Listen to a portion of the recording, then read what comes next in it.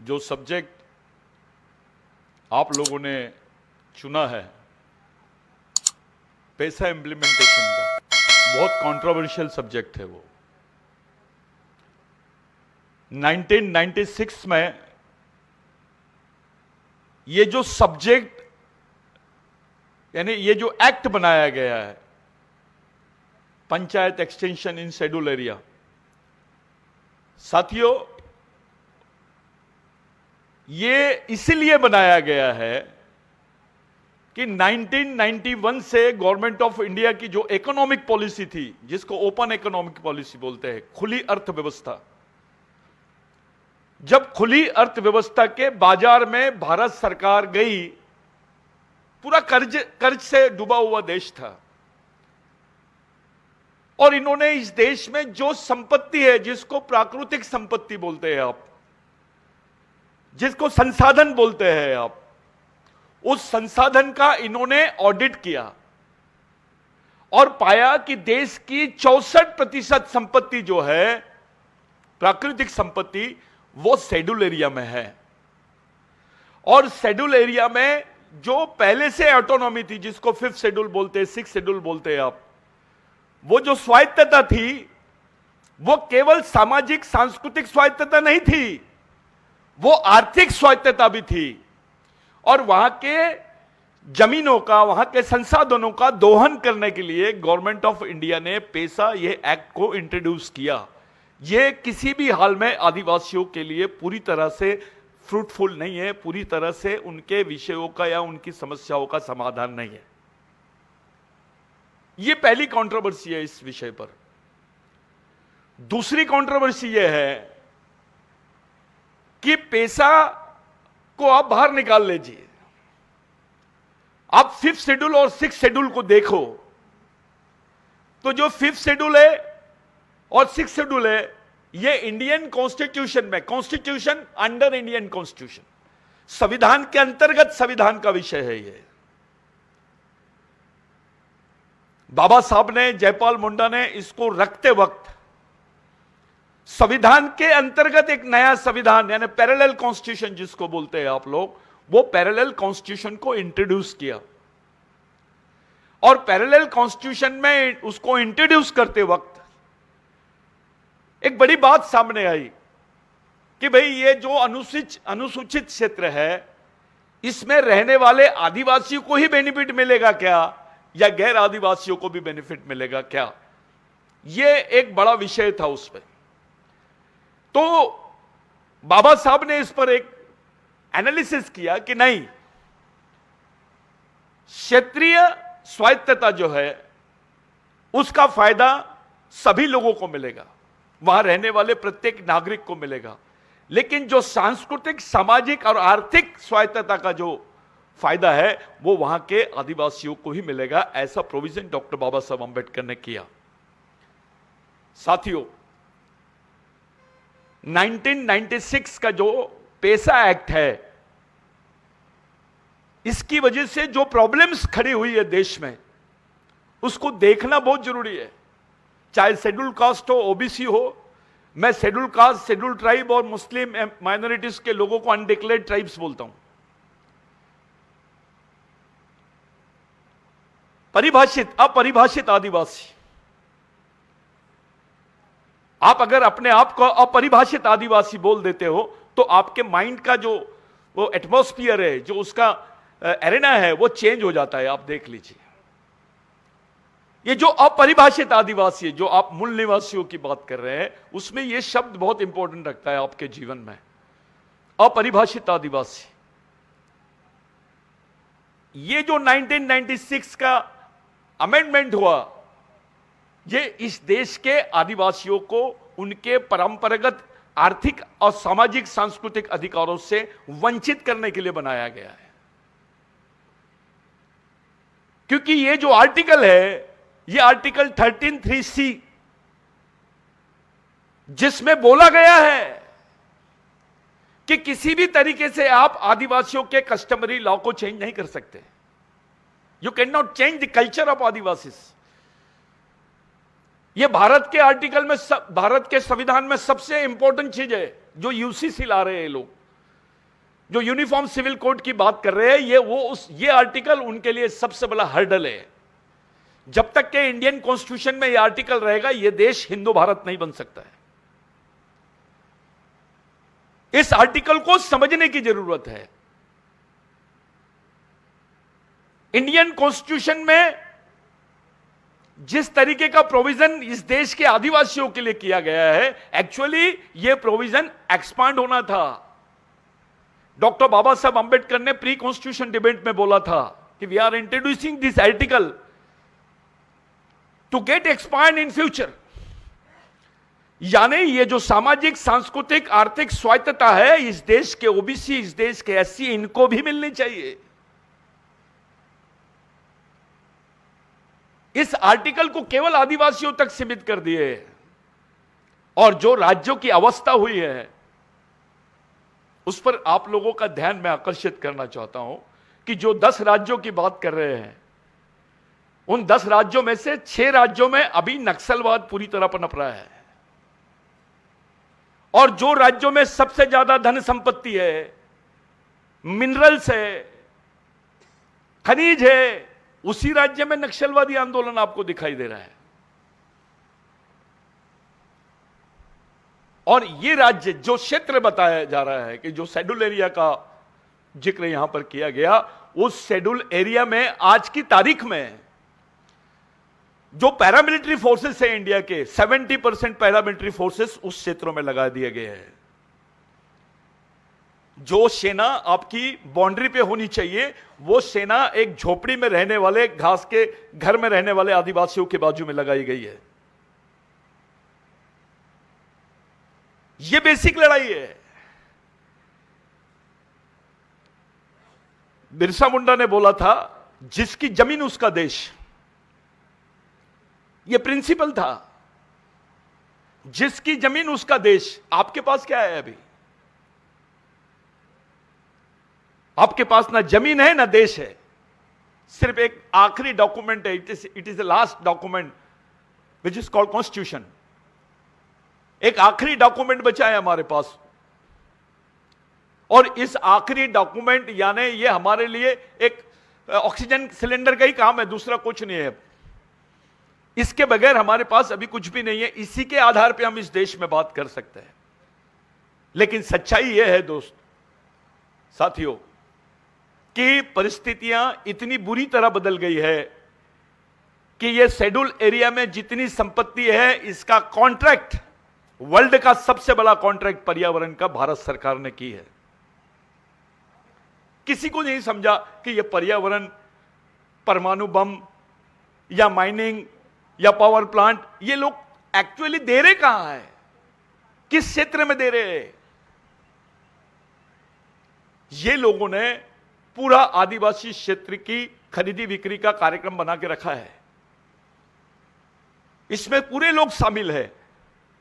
यहां की जो जातीयवादी शक्ति है, उसका पूंजीवादी शक्तियों के साथ बड़ा स्ट्रांग समन्वय स्थापित हो गया है।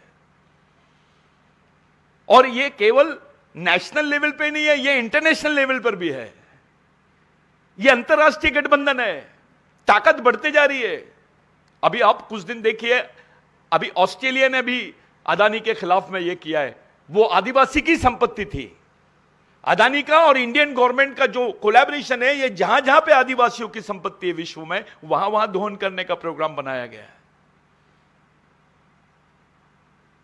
ये एक बहुत बड़ा प्रोग्राम है, बहुत बड़ा षड्यंत्र है। और इसके लिए जो non implementation of constitution and para implementation of constitution और सेमी इंप्लीमेंटेशन ऑफ कॉन्स्टिट्यूशन, ये तीनों प्रोग्राम पे काम कर रहे हैं। सबसे बड़ा हर्डल अभी इनको, सबसे बड़ा हर्डल यानी कॉन्स्टिट्यूशनल प्रोविजंस है, यानी संविधान में दिए हुए प्रावधान जो है वो सबसे बड़ा हर्डल है। आरएसएस की सुपर प्लानिंग है इसके ऊपर। और हम लोगों ने इस इशू को दरकिनार कर दिया। बुरा नहीं मानना, मैं जो बात बोल रहा हूं, मैं जान रहा हूं बामसेप में आप लोगों की नीयत साफ है, लेकिन अपने बहुत सारे साथी हैं। आप सोच बदल सकते हो लेकिन नीयत नहीं बदल सकते, इसका कोई मैकेनिज्म नहीं है। इसका कोई मैकेनिज्म नहीं है। अपने लोगों की नीयत खराब हो गई है। ऐसी भयानक परिस्थिति से आदिवासी गुजर रहे हैं। अभी जस्ट 4 महीने यानी 2023 में गवर्नमेंट ऑफ इंडिया ने एक बिल इंट्रोड्यूस करी साहब, फॉरेस्ट कंजर्वेशन बिल। मैं खुद पिटिशनर हूं, उसको स्टे किया हूं मैंने सुप्रीम कोर्ट में। गवर्नमेंट ऑफ इंडिया को हमने पार्टी बनाया उसमें। अगर वो बिल इंप्लीमेंट हो जाता तो करीब करीब इस देश के 5 करोड़ आदिवासी विस्थापित हो जाते हैं। और आदिवासियों को उनकी पहचान के साथ उनके इतिहास को और उनके वजूद को यानी उनके अस्तित्व को खत्म करने का षड्यंत्र बनाया गया है। एक पहचान, दूसरा उनका अस्तित्व और उनका इतिहास, ये तीनों चीजों को खत्म करके ये लोग इस देश में एक नए राष्ट्रवाद के कंसेप्ट को खड़ा करने की तरफ जा रहे हैं। आपके पास जिस तरीके से आदिवासियों, जिस तरीके से कॉन्स्टिट्यूशन है हमारे पास, आखिरी दस्तावेज, लास्ट वेपन बोल देंगे इसको अपन, वैसे ही आपके पास कल्चरल, हिस्टोरिकल एक ही वेपन है बस, आदिवासी। आपके दोनों वेपन पे अटैक हो रहा है। मैं कॉन्स्टिट्यूशन की तुलना आदिवासियों से कर रहा हूं, यह बात को आप लोग थोड़ा ध्यान रखेंगे। एक वेपन है आपके पास में संविधान, दूसरा वेपन है आपके पास में आदिवासी। अगर ये दोनों वेपन आपके खत्म हो जाते, आपके पास कुछ कोई लड़ाई का बेस ही नहीं रहेगा। आप अपने सांस्कृतिक इतिहास को भी देखने जाओगे तो बिगर आदिवासियों के नहीं देख सकते। आप आपके आर्थिक इतिहास को भी देखने जाओगे तो बिगर आदिवासियों के नहीं देख सकते। और इसको देखने के लिए, आदिवासियों की वास्तविकता, उसकी सच्चाई को देखने के लिए बाबा साहब द्वारा, जयपाल मुंडा द्वारा इंट्रोड्यूस किया गया जो पैरेलल कॉन्स्टिट्यूशन है, इंडियन कॉन्स्टिट्यूशन, उसको समझने की जरूरत है। यह चैलेंज है हमारे लिए। उनको कॉन्स्टिट्यूशन नहीं बदलना है। कॉन्स्टिट्यूशन के प्रोविजंस तो ऑलरेडी बहुत सारे अमेंडमेंट्स हो चुके हैं, 100 से ऊपर अमेंडमेंट्स इन्होंने कर लिए, वो भी सुविधावादी।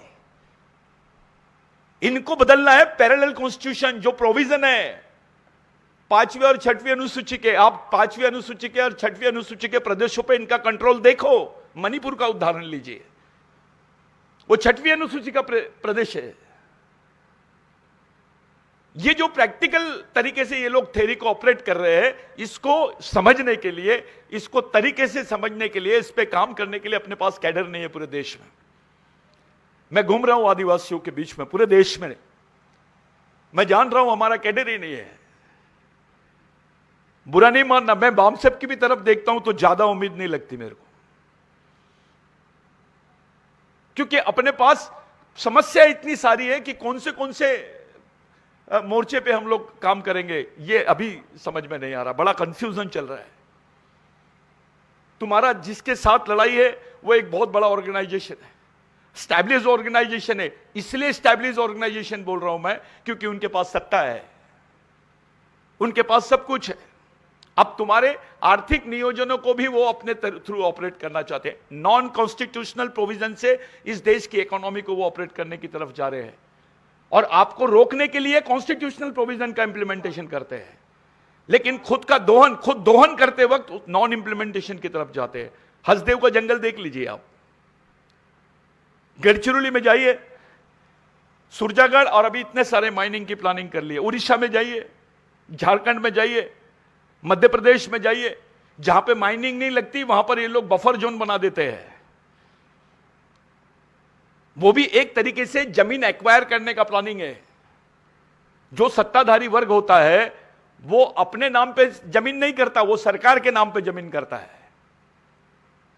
पिछले 96 से लेकर अभी तक यानी 18 सालों का इतिहास रहा है। भारत की 2 लाख हेक्टेयर जमीन इन्होंने हस्तक्षेप कर ली है, उसको हस्तांतरित कर ली है। 2 लाख हेक्टेयर जमीन जिस पर एक छोटा स्टेट बना सकते थे आप। मेरे पास 10 मिनट है, शायद मेरे 10 मिनट हो गए। अध्यक्षीय भाषण के बाद बोलने का जो चांस, ये अपने डेकोरम में नहीं होना था, मेरे को आप लोगों ने ये चांस दिए। मेरा एक फर्ज है कि आप जैसे कैडर्स के सामने उस बात को रखना। आप जैसे बुद्धिजीवी लोगों के सामने इस बात को रखना, मैं इस मंच से बोल रहा हूं, देश में सिविल वॉर चल रहा है। ये जितने शेड्यूल एरिया है, 5th schedule area, 6th schedule area है, वहां पे अभी आर्मी लड़ रही है वहां की जनता के खिलाफ। वहां का बच्चा बात नहीं कर सकता है। अगर वो थोड़ी भी बात करेगा तो इन्होंने नई टर्मिनोलॉजी लाई है, अर्बन नक्सल्स। दलित, ओबीसी, आदिवासी, मुस्लिम, कोई भी रहे, और एक थ्योरी बनाई गई है, नक्सलवादी यानी आदिवासी। साथियों, नक्सलवादी आदिवासी हो सकता है, लेकिन आदिवासी नक्सलवादी नहीं हो सकता है। एक ऐसी ट्रीटमेंट, एक ऐसा एटमॉस्फेयर इन्होंने बना दिया है जहां आपका सामना मिलिट्री से होता है, गवर्नमेंट से नहीं होता है। आपका जो डायलॉग है वो मिलिट्री से होता है। क्या डायलॉग करेंगे आप? जाइए छत्तीसगढ़ में, जाइए आप एक्सपेरिमेंट कीजिए, झारखंड में जाइए, उड़ीसा में जाइए, गढ़चिरौली में जाइए, बस्तर में जाइए, गुजरात के जो डांग जिले के जो बॉर्डर से पूरे एरिया आदिवासी एरिया, राजस्थान के आदिवासी एरिया में जाइए आप। 16 लाख हेक्टेयर जमीन अभी ये लोग पिछले 6 महीने के अंदर ये लोग देने वाले हैं पूरे कैपिटलिस्ट लोगों को। उसी के लिए गवर्नमेंट बनी है ये। और 16 लाख हेक्टेयर जमीन में से अकेले 10 लाख हेक्टेयर जमीन आदिवासियों की है। इनको चाहिए थी ये गवर्नमेंट, क्योंकि अंतरराष्ट्रीय पूंजीपति वर्ग और राष्ट्रीय पूंजीपति वर्ग ये दोनों इंटरेस्टेड है भारत में। जो हालत भारत के आदिवासी, दलितों की, ओबीसी के विश्व में कहीं नहीं है ऐसी हालत।